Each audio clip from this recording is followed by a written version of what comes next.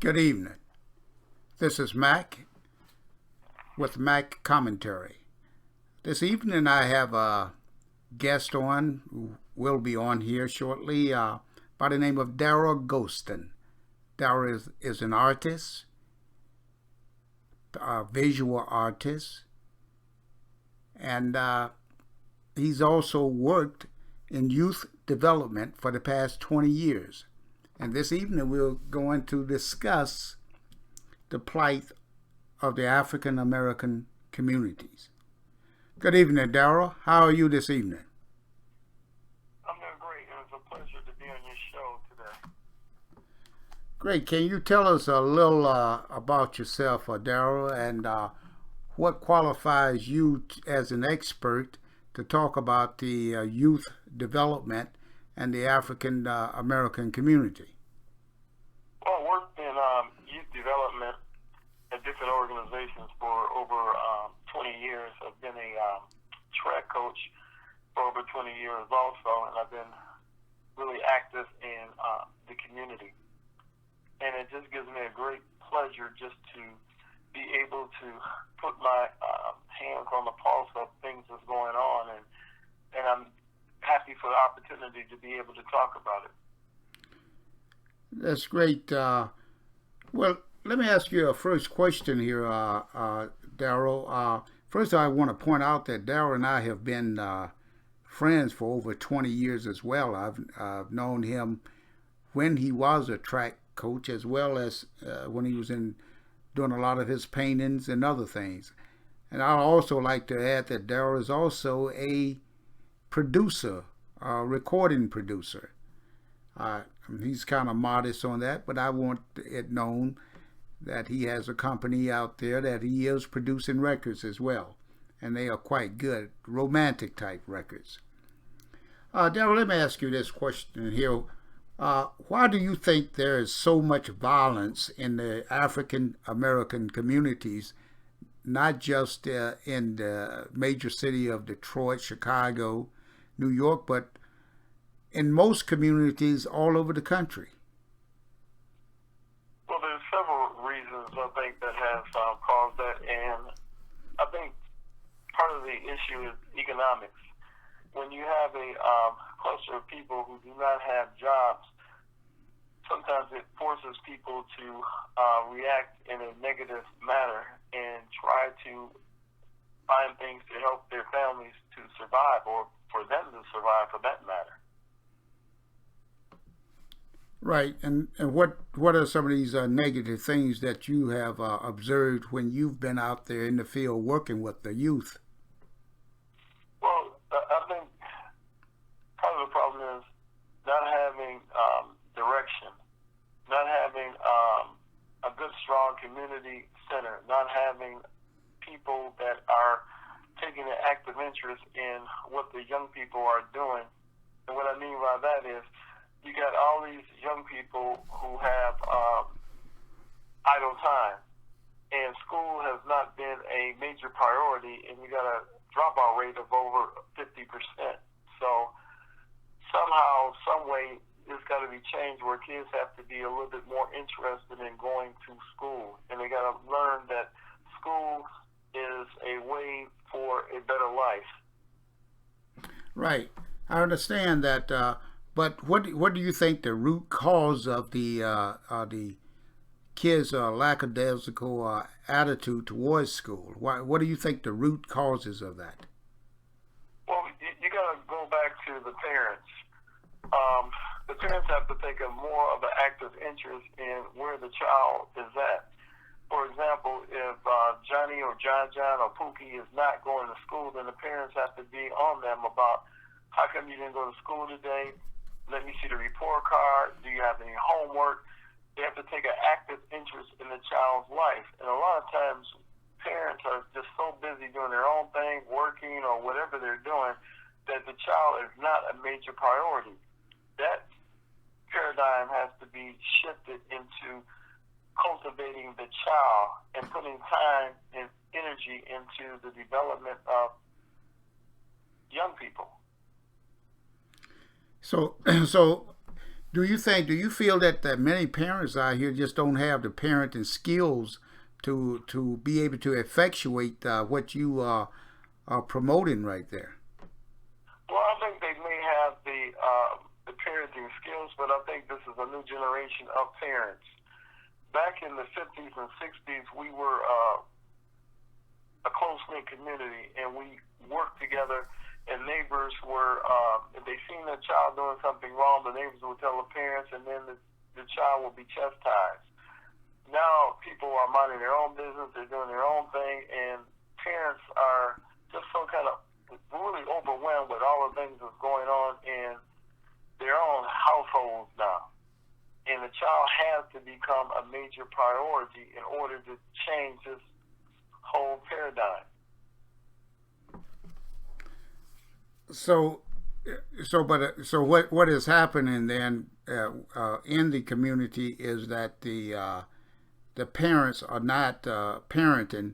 So therefore, do you feel that there are some other aspects of the black community that need to step up and help those parents in some type of way? How can those parents be provided support and taught to how to raise their kids and make sure those kids are doing their homework and they are getting to school?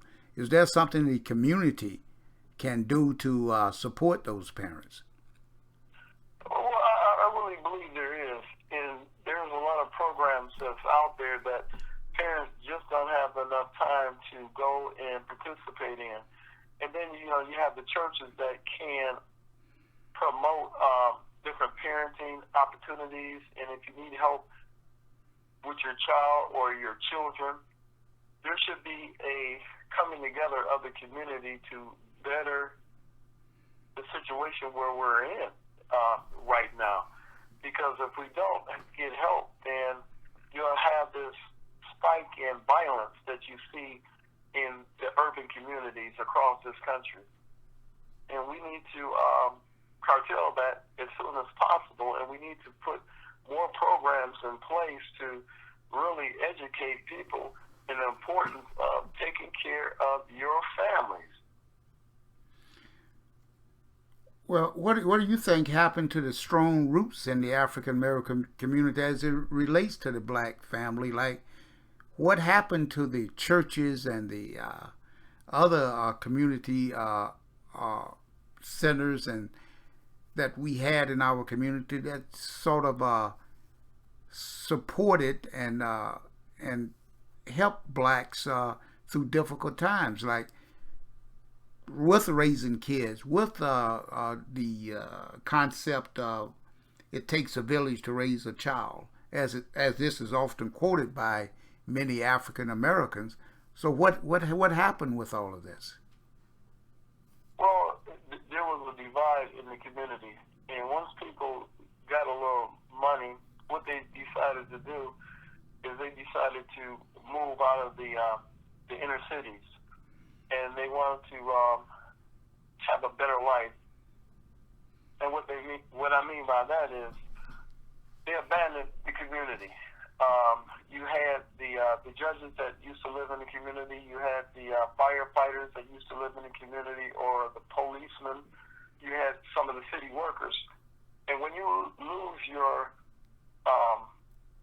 stable or your structure of individuals that's in certain communities, then who do the kids have to look for or to for role models? We had a very strong community at one point in time back in the 50s and the 60s. And when people kind of just left the community, they left us without some of the good resources that we had. Because John had the means, who was a doctor that lived in the community, he might help Mary with some of her financial woes to help fix up her house. Or it was more of a community to make sure everything look copacetic for the growth of the community. And with that, you have a lot of people that don't have the means to fix up their property. You don't have the people to put money into child care, and then you have people who depend on the system in order to make ends meet. Instead of the community coming together and saying, hey, let's work together and let's build our block one at a time. Well, let me ask you this. Does it take money for a person to go out there and cut their grass? Or do you clean up or pick the paper up around their property? Does it take money for that? No, it doesn't. It takes pride. And I think that's one of the downfalls that I see, because I think a lot of people may see paper out in front, or there may be a broken glass out in front of their home. And some people just say, oh, well, you know, that's just the way it is. Instead of just grabbing the broom and a dustpan and going out there and cleaning up, you have to take pride in where you live. You got to take pride in what you have. You might not have much, but if you can take pride in what you have, then it could be contagious to the next neighbor. And then it could be contagious to that neighbor. And then it could be a growth in the community. But somebody's got to take the initiative to say, hey, look, Johnny, you just dropped that bottle on the ground. Pick it up. Well, you know, I see that all over. I see one guy, he's of another complexion. This guy walks down the road with a paper retriever in his hand and a bag in the other hand, and he's picking up paper. And I've done the same thing as well. But I see so many of our people who throw paper out, who leaves their garbage cans outside on the street from one week to the next week. And even the city, I noticed, that doesn't come by and give them issue a code, because it's against the code to do that. So they. Well, you know, it doesn't. It has to start from somewhere. In conversations like this, that's going on the airwaves or on the internet, people have to start talking about taking pride and taking responsibility for their own households or their own being. You know, sometimes you get in somebody's car and you got paper and junk all over the car, and then you wonder, you know, what's the deal? How come you didn't clean out your car? But, you know, you're going to be modest and you're going to be respectful, you know, that you're in somebody else's car. But that type of mentality has got to stop. You know, if you have something, take care of it. Because you don't expect somebody from another community to come in there and clean up your street. You know, and that's one of the things that I see as a youth development person. I used to see people from the suburbs coming down to the city on cleanup day and cleaning up urban areas. You know, and I said, wait a minute. They don't need to come down here and clean up our stuff. We can take ownership and clean up our own stuff. You know, and they give them T-shirts and give them gloves and rakes, and, you know, and they feel real proud about coming down there and helping out. No, you're not helping out. You're enabling a group of people that are capable of doing this. And somebody needs to say, hey, look, if you live there, clean it up, because you are a role model to your children. You are a role model to the kids down the street. As an adult, you should want to take pride in what you have and what you're doing. Well, you're so right on that, Darrell. I've noticed the same thing, and I've also advocated and even passed out flyers in communities and asking people to keep their areas clean, their yards and whatever. It's just like when I was in the military, we used to have what we call a butt call. We go around, we all get together and go around and pick up the cigarette butts every morning. But we're going to continue with this discussion, Darrell. We're going to have a part 2 of this with Darrell Ghostin. And during our next part 2, we will be discussing the black church and its leadership. And one of the questions on that I have for Mr. Ghostin is, has the black church leadership dissipated because of its leaders' overindulgence in having the biggest church and driving flashy cars? So thank you for listening in this evening, and be with us again for part 2 with Mr. Daryl Ghostin.